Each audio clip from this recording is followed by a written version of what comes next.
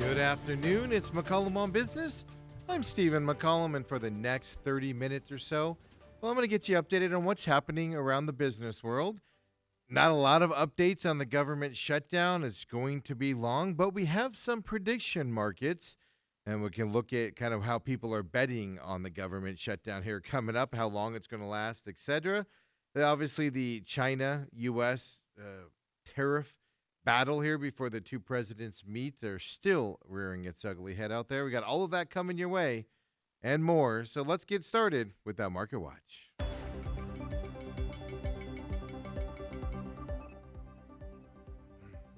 Everything was kind of in the red just an hour or so ago, kind of flipping around a little bit. Back in the green here. The Dow Jones right now up 45 points to 46,309. The S&P 500, well, it's up 17 points to 6660. The Nasdaq's up 82 points to 22,606. That small cap index, the Russell 2K, it's up 11 points right now to 2512. Bitcoin, the only one going backwards as of now. Like I said earlier, gosh, just about an hour ago, everything was in the red except for, I think, the Russell 2K. But even Bitcoin down again today, 110,000, 881,000 is what it is trading at right now. News just hitting the wire. Now the Trump administration says government layoffs, not, federal job cuts. So not furloughs here, actual cuts. They say will be likely north of 10,000 jobs coming up here with this government shutdown. So that's literally just hitting the wire right now as we're talking. We'll see how that affects the market, if at all, here coming up. And stocks we're paying attention to, and this is an interesting one. We're going to look at the company F5. They're a cybersecurity firm, folks. They're down 4.98%. If you're a cybersecurity firm, what's the one thing you should probably make sure doesn't happen to you? That one thing, well, it's been happening here to F5. F5 disclosed the nation-state actor, meaning another country, gained access to its systems, folks. Yes, F5 says the breach hasn't hurt its operations, but a cybersecurity firm got hacked, folks, and they're down 4.98% here today. And like I said, the one thing you sell yourself on is protecting companies and governments, etc., from cybersecurity attacks, and you're victim to one. I don't know. Raise a red flag, at least in my eyes here today for them, but they're down 4.95%. Next up, let's go insurance companies here and talk a little Progressive. Interesting perspective here on Progressive, 7.08% down as of right now. Well, as you know, insurance stock here, but they've reported disappointing results. That's one reason why they're down 7.15%. They earned $4.45 per share. They had $21.38 billion in revenue. Well short of what the expectations were. Expectations was $5.04 per share. So not even close. 50, actually 60 cents off roughly for that. Revenue, well, $21.82 billion was the estimate on that side, and they were only at $21.38 billion for Progressive. They're saying one factor why they missed their number was a policy change that happened in Florida. That policy change in Florida actually caps the insurer's profit that they're allowed to make in that state. So, they weren't able to make as much. There was no natural disasters in Florida this year on top of it. And that's what they're saying. Progressive's revenue and earnings were down. Well, what does that mean? Well, we're not going to show you the graphs, but I can tell you Progressive is struggling in Florida with that new policy change. Well, so are the other ones. Allstate is down about 5% here today. Chubb's off 2% today. Travelers down 3% today based off of this Progressive reporting here in terms of their results. So they're blaming their performance strictly on the fact they're not able to make a ton of profit off of you as consumers out there. And so, it's bad for the company, good for us consumers out there at least. From them not raising the prices and making more profit on everybody. And next up, we're going to look at nuclear power stocks out there for a specific reason. NuScale's the one we're going to look at. There's other companies in this space. Oklo, Nano Nuclear, they're up today as well, just to tell you. Centrus, they're up huge today. They're up 13% right now. Well, you see here, Nuclear Power Corporation, NuScale Power Corporation, they're up here right now, 10.09% for them. Why? Well, all of these companies are up because these companies are specifically developing small modular nuclear reactions. Well, because they're working on those, well, the U.S. Department of Army did announce a program to develop next generation nuclear power. So the Army didn't name any specific companies while I was talking about that, but investors are betting nuclear power tech companies will benefit. Well, that's why these companies specifically are up here today based off of that announcement from the Department of Army. And remember, these are those little small ones that are portable. They can power, they're not huge generation plants. You can put them outside a data center, for instance, and generate power there for the data center and everything. So you don't have to build the big power plants anymore. But that news today is driving all of those stocks up in that field, developing those small mobile ones. And that's good news for them out there in the world as we're seeing technology continue to change in the power generation field as power becoming more and more required here as the time goes on with these data centers and demand side of everything out there. So with that being said, I just told you Trump administration's federal job cut says it'll be over north of 10,000 jobs cut here coming up with this government shutdown. There's no end in sight in the shutdown. As I said here, in just a couple stories, we're going to talk about the prediction markets and how they feel about the shutdown. But first, right, we still have this China and United States trade war kind of going on before the two presidents meet. And today, Donald Trump came out and accused China of waging, and this was his words, an economically hostile act. Well, what's China doing? They're cutting back soybean purchases. And President Trump said he's considering ending U.S. trade with China involving cooking oil and other goods in response. So cooking oil stocks up today as well, based off of what President Trump is saying. Trump's comments, well, they come as ongoing trade dispute continues with China, and it's to create serious headwinds here for American farmers. Soybeans are big markets. And I got the stats for you coming up. Soybean producers lose access to the world's largest market for soybeans with this threats here back and forth. China stopped purchasing American soybeans in the spring. That was all in retaliation to Trump administration's tariffs that they put onto China. The move appeared to be a means for China as it looked to gain leverage in trade talks by shifting its purchases away from U.S. producers. You know, they moved them to countries like Brazil, Argentina, for instance. We had those Chinese stats on imports and exports going to those Latin American countries pretty easily, and South American countries as well. Well, data from the American Soybean Association, the ASA, well, it shows China is the world's leading importer of soybeans. 61% of the world's traded soybean supplies over the last 5 marketing years goes to China. 61%, folks. They love their soybeans. And ASA also said the U.S. has historically served as the primary supplier of soybeans for China. So it exports an average of 28% of the farmer's crop to China before the 2018 trade war broke out between the two countries. Well, the number trading here dropped to a low of 11% when that 2018-2019 crop year, but it did recover throughout the pandemic, the COVID pandemic, and it reached 31% in 2020 and 2021 at that time. But from 23 to 24, that percentage dropped again, this time to 22%.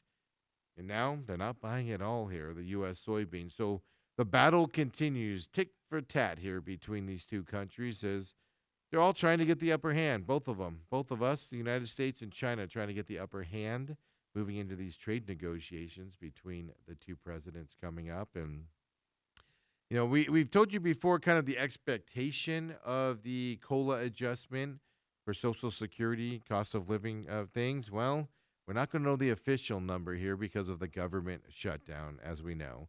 So that announcement is going to be delayed on the COLA announcement, the cost of living adjustments here coming up for Social Security, which means tens of millions of beneficiaries are going to have to kind of guess and figure out what that percentage increase is going to be. So it was originally scheduled to come out today. The 2024 Social Security COLA announcement will now be October 24th, is what they're saying it's going to come out. Well, it's time to be, it's timed to the September Consumer Price Index is the last numbers they need to make this. But the Consumer Price Index for September has not also been released. It is scheduled to come out here in a few days. They're bringing people back to bring it out for these reasons. Well, the agency, right, Social Security agency, adjusts its benefits every year based on inflation. The postponement of the announcement, well, it's the most recent example of that government shutdowns affecting us as normal people out here. Now, don't forget, the government shutdown's in its third week. No progress. It is not ending anytime soon out there.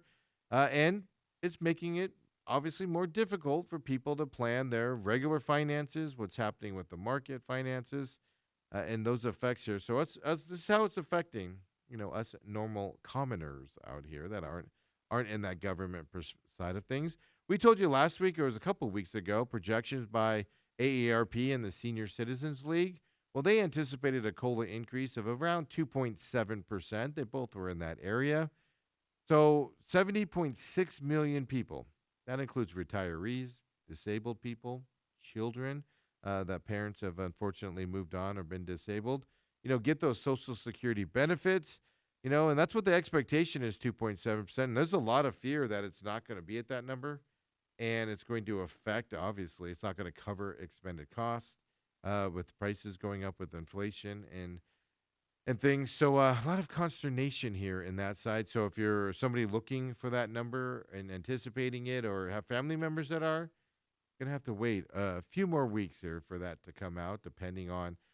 So when you see the consumer price index come out, then that's going to be shortly behind at that time here with this government shutdown. And then, with this government shutdown, I told you there's no end in sight. Well, you want to take my word for it? I'd get second opinion if I were you, to be honest. But traders out there, they're on those prediction markets. Kalshi, Poly Market are the two big ones out there. Well, how are they kind of looking at this government shutdown? Well, those investors and traders there are wagering that the federal government shutdown will extend, yes, well into November is what they are saying and betting on right now. Obviously, partisan gridlock is leading to this, and they're not even having conversations as of now. The standoff enters its third week. Hundreds of thousands of federal workers remain furloughed ahead of the voting here going on to reopen it and try to have conversations. And like I said, as of right now, just came across as we're going to airtime, over 10,000 workers or jobs are supposed to be slashed here, according to the Trump administration coming up. That's the newest number that we see. On that Kalshi platform, traders there give us 65% that the government will shut down, that the government shutdown, will last until the end of October 31st. 52% said it will stretch just over 36 days, which will, put it on, obviously, November 1st at that time frame.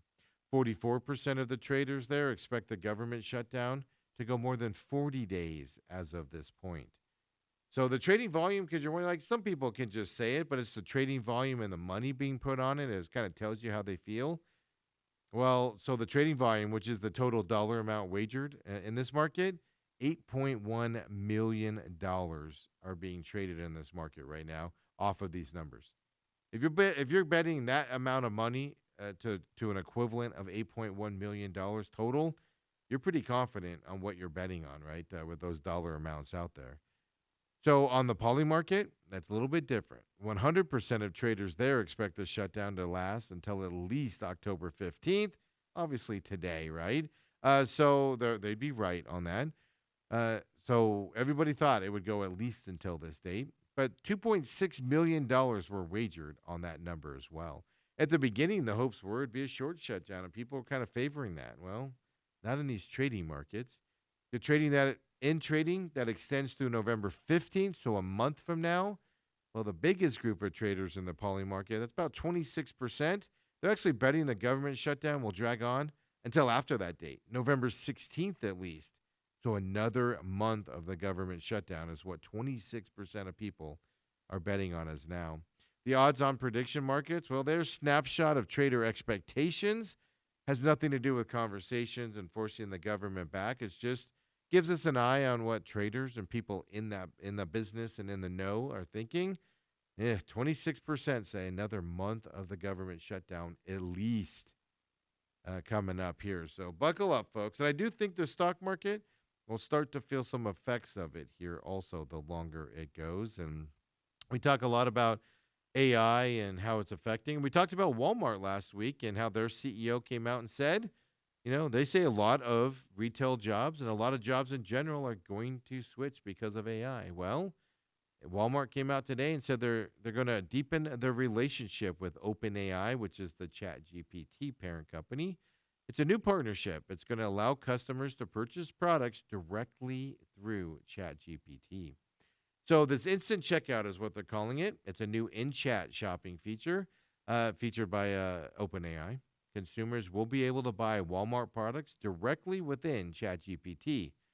So that obviously showing us and kind of underscoring how artificial intelligence is redefining the retail industry and quite frankly making it easier to buy stuff if you think about it.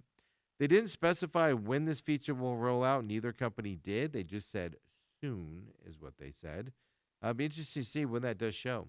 Walmart and Sam's Club. Well, before I get into this part of the story, I do know somebody that doesn't buy anything. They just search and they have all the prompts and they say, I want to buy, I want to buy tires. And they put it into ChatGPT and it gives them their tire outlets, prices, etc. And then they can get more specific and they dial it down with tax and everything to where they get to the point where basically the AI is telling them what to buy and it literally takes them 5, 6, 7 minutes to find out the best deal on tires, where to buy them from, etc. I think that's where we're headed toward here naturally with this kind of a setup. And, if you don't know, Walmart and Sam's Club, they already leverage AI across their respective businesses.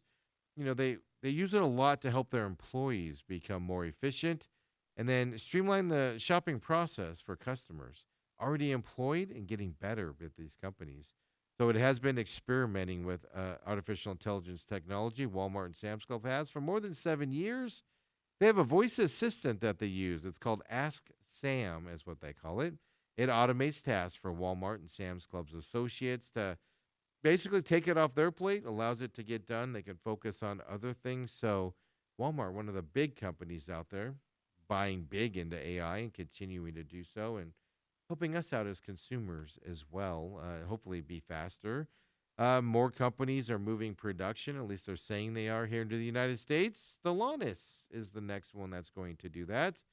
They say, of course, Jeep maker, Audi, etc., a lot of companies here, well, they say they're going to invest $13 billion over the next 4 years to expand its manufacturing capacity here in the United States. So they're saying it's a move that will increase its domestic vehicle production by 50%, but also add about or more than 5,000 jobs in the process.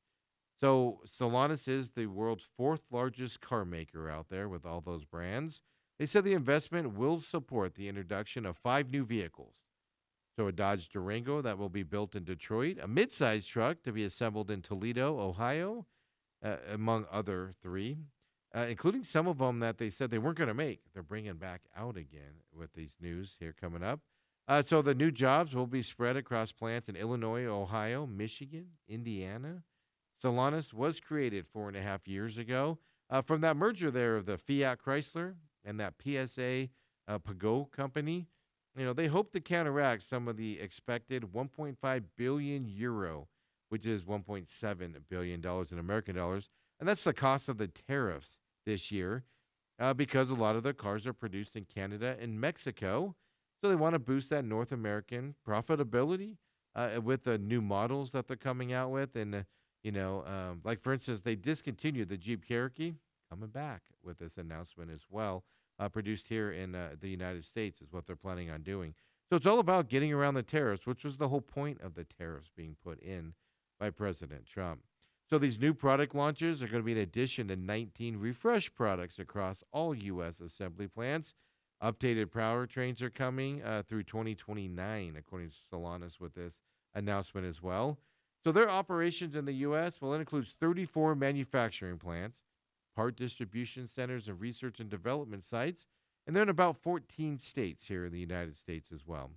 Of those 16 million cars that Stellantis does produce for sale in the U.S., 8 million are made in domestic plants, another 4 million in Canada and Mexico, and they're all with a large number of U.S. components. So you can see tariffs are hitting them pretty heavy right now with that amount of production outside the United States. So another 4 million are actually imported from Europe and Asia.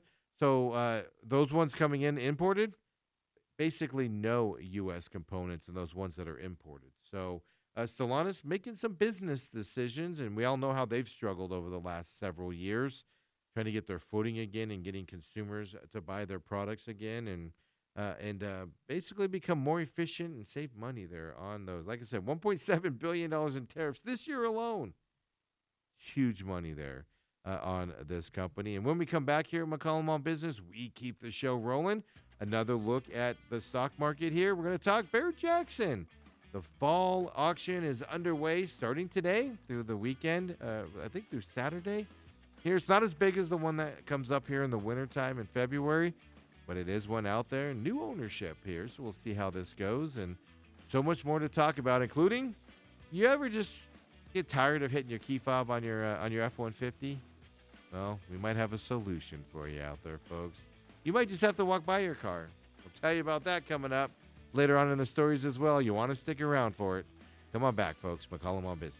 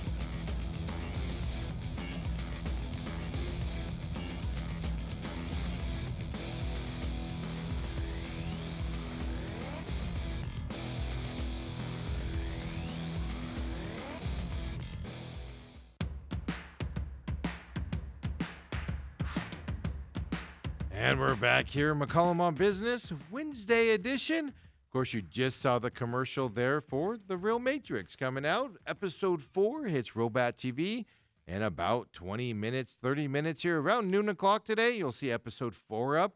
Find that here at Robot TV on demand here today. First 3 episodes have been up. 4th one today, of course, also hitting the YouTube channel here of all our produced shows here that for our production company. With me, Kobe, Riley, and Ethan's company here, hitting that free YouTube channel if you want to watch it there. And there is a free podcast version of that show as well, broken up into halves for the show. So episode 1's and basically about 30-minute segments, episode 2, etc.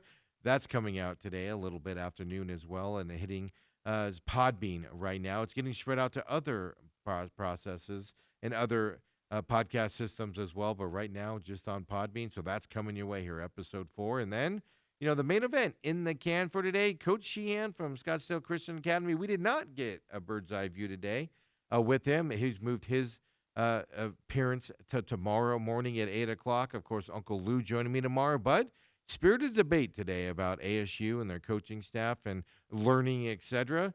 Check that out on demand right now at Robot TV, of course. YouTube channel as well, and every podcast system out there. The main event with Stephen McCollum and Dale Hellestrade. Just do a quick search, and you can just put the main event, Stephen, and it usually comes right up for you. Of course, YouTube as well on demand for free. Then this show, as soon as we're done here, get it posted at Robot TV and on YouTube as well for you. No podcast for this one. And then the pit stop.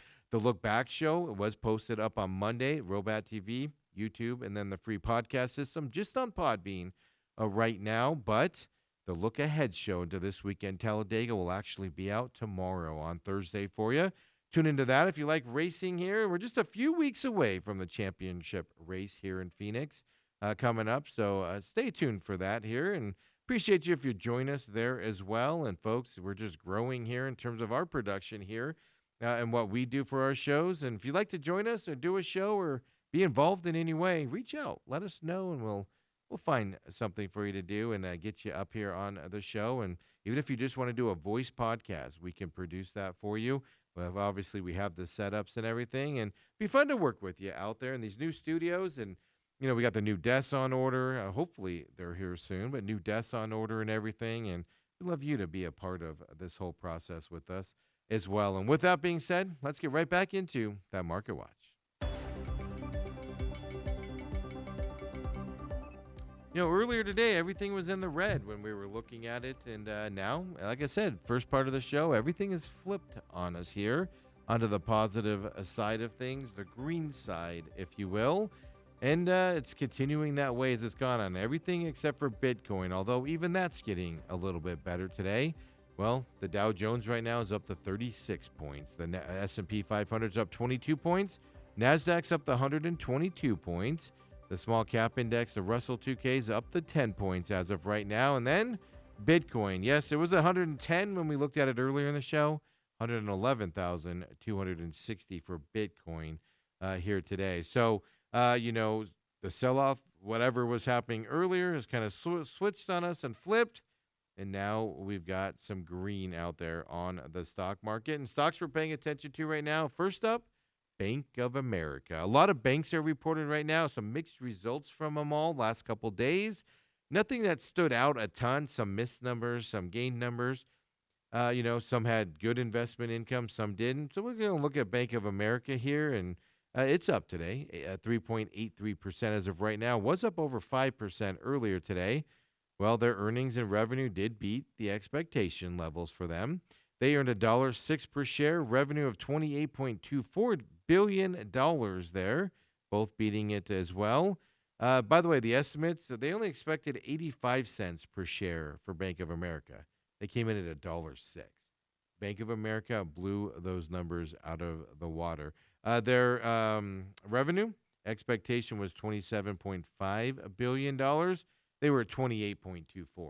That's why we're looking at Bank of America here in our graphs and paying attention to, kind of outperforming their counterparts here in terms of how much they're beating revenue dollars. Also, strong investment bank revenue is what drove the results for Bank of America. Other banks have struggled with that investment banking revenue or not performed as well as people thought. Bank of America driving their revenue based off of that number. So Bank of America having a good day here today, 3.79% up. Then next up, we'll go with the Wall Street Investment Bank there. Morgan Stanley is what we're going to look at. Their reported earnings also beat expectations. And it was the largest margin in 5 years that they beat the expectations. So their stock is up today, 5.15% right now. It was over 7% earlier today. Earnings came in at $2.80 per share. Yeah, the estimate was $2.10. So another blowing out of the water scenario here as well for Morgan Stanley. So revenue of $18.2 billion. Well, the expectation was only $16.70 billion as well. Two banks, investment bank, regular bank, blowing their numbers out of the water. And we've seen kind of good, decent to mixed results from the other banks over the last couple of days. And then finally, Papa John's International. They're big today, 8.53% for them. Well, Reuters reported that Apollo Global Management, that investment company, well, they've offered a new bid to take Papa John's private. Yes, they're offering right now. Papa John's is trading at $52.94. They're offering $64 a share for Papa John's to take it private. So obviously, in a roughly an $11 increase here over their current share price. Now it's up to Papa John's to accept it, move on with it, or whatever they're going to do in this process for Papa John's. But that offer is now out there, and that's a That's a big story there. They must really want it because they keep upping their offers. Apollo Global Management does. So we'll keep our eye on Papa John's and that stock and what their response is coming up. And right now, if you are traveling soon, obviously government shutdown. I know Phoenix doesn't have a lot of delays, but other airports do. We'll see as it continues to go on. But if you're flying United Airlines, well, you could be getting the first airline that has Starlink equipped on its flight. Yes, it's getting ready to take off here. It's going to be, check your boarding pass here, United Flight 2940. It's leaving today. If you're not going to, it's going from Newark, New York Airport over to Houston at this point. That's going to be the first one where it's available on there. So the airline came out and announced it and said, quote, marking the first time a major U.S. airline has offered Starlink Wi-Fi on a mainline flight with connectivity across both personal devices and in-flight entertainment screens. That's how they sold it to us. United, we told you before that United is planning to install Starlink, which is an Elon Musk company, on up to 15 mainland 737-800 planes each month here. First one is up and running today. More than half of the company's regional fleet already offers Starlink to customers. That was following that launch back in May when they offered to do that. Now, like I said, that's the regional side, kind of got the testing of everything. United says passengers can access high-speed internet on multiple devices at once. That's the key. A lot of times you get high-speed internet in these situations, and you can only have one device hooked up to it, right? Starlink access will be free for all customers who are part of the Mileage Plus airline loyalty program. So sign up for that if you're flying United, and be aware the mainland flights on the regular 737s, at least the first one today, and more coming our way out there. So help you get some relaxation and some comfort up in the air while you're traveling as well. And today starts the day of that Barrett-Jackson fall auction here in Phoenix, Scottsdale, I should say. So this fall auction here of the 2025 auction, well, it's going to take place starting today through the 18th. It is going to be up there at Westworld of Scottsdale, where it traditionally is held. So there's going to be about 650 collector cars, and this isn't nearly as big as it is in the course in February. 650 collector cars being auctioned off at the event. And Steve Davis, Barrett-Jackson's president, said it's just the right number for the 4-day event. So there's not going to be as many cars, not as many people out there as well for that. The one in January is a week-long auction, and the crowds if you've been there as well. But it doesn't mean the quality of the vehicles that you can look at and auction on aren't going to be the same out there. They say that they're basically putting cars will be there for everybody that wants something. So, not a specific side, not just sports cars, something for everybody they say will be there. The event will feature several high-profile cars. If you care that your celebrity owned a car, William Shatner's 2011 Porsche Panorama Turbo, that'll be out there. The Sierra Denali 1500, it's a custom pickup owned by Boston Red Sox player Jarren Duran will be up there as well. The fall auction is going to be the first for Barrett-Jackson under the new ownership that they went through, selling out last year. A new global events and experiences company now owns them. It's called Mari Group. Well, that launched last week, that group did, because it was originally founded by Ari Manuel and Mark Shapiro. If you remember, 3 years ago, Barrett-Jackson was acquired by IMG, which is Emanuel's and Shapiro's company, for $261.25 million. So all they did was they spun it off into another company name for entertainment and everything. IMG is a really big agency for actors and people into that field, among other things. So since the ownership, has been bought by Barrett-Jackson 3 years ago, they bought a lot of other acquisitions in the event side of things, and that's where that Mari Group comes in for this. This fall action will be the first, as I said, for this new ownership as well. So how does it run? Does it run the same? Now, a lot of the Barrett-Jackson people are still there and running it, so you imagine it's going to run the same. Does it become more of a party atmosphere? Does it become less? Is money kind of cheap on this? We'll have to see. If you head out there this weekend, I'm not going to be able to make it. But if you make it out there, just shoot me a thing. SMAC 500. Of course, text us on the text line, 623-252-6670. Let me know if there's any obvious changes. Don't compare it to the January one because it is different from that. But in terms of just how it feels and if they, how it looks compared with this new ownership is what I'm kind of curious about. And now the story, folks, you've got to be here for it. You ever lose your key fob? Can't find it? Your hands are full, so you can't dig it out of your pocket. Like on my car, if I walk by my car, it'll unlock, right? I don't have to touch it for it to do it. Well, now Ford is solving that problem with their F-150 line. And Ford has partnered with a company that's known for trophy belt buckles. Yes, it's a Utah company. Yes, now they're coming out with a wearable creation, and they're calling it the Truckle. The Truckle, folks. It's got a built-in spot for fob storage. There you see it on your screen. Yes, folks. With the fob housed in the buckle, the truck automatically unlocks upon approach and locks when you walk away, offering true free hands-free access. That's according to Ford, and they said it better than I did when I was tripping over the words there. This year happens to be the F-150's 50th anniversary. And that first year, 1975, well, it's prominent on that truckle. It'll be for sale online. And folks, save up for this. $200 price tag, according to Ford, for this truckle. The designer, Andy Andrews, he owns a company. It's a Cut Above Buckles is what it's called. It's going to be producing the truckle. And they called it extremely wearable and attractive. The fob's visible only from the backside of the truckle. It's held in place with the help of gravity and a small lip there to keep it in a locking fixture or acting as a locking fixture. So, yeah, could you imagine you lose your fob because it's in your truckle? So what they say you can do is you can just put the key fob in the buckle. All your remote features work while it's in there. That's obviously a big deal of it. Once you have it in there, you're not going to lose that key fob. Is it the same concept if you put it in your pocket? Like my car unlocks when it's just in my pocket. You're not going to be scratching your head, wondering where your key fob's at, trying to find it in all of your stuff. No, it'll be right there in the truckle. The truckle's made of German silver, the jeweler's bronze, which Andrews described as a nickel alloy in terms of the look. You see it there on your screen. It looks kind of rustic.